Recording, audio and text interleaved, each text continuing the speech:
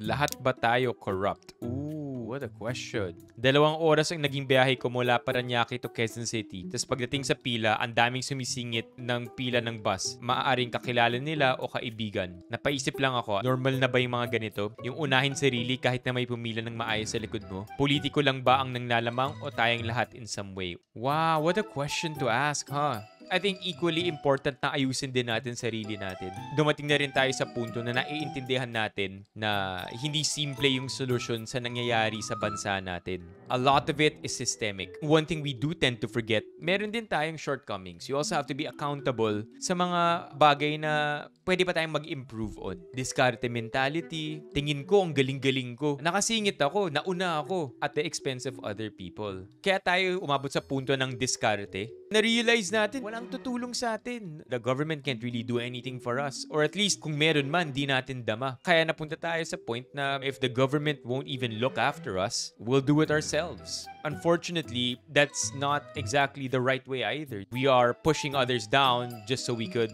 lift ourselves up. So, yun yung nagiging problema. Ang hirap lang din, di ba, na parang, so ayusin natin yung sarili natin. Hindi na tayo manlalamang, pero aasa tayo na inaayos din nila ng mga nasa tuktok yung sarili nila. Hirap. Tough shit, man.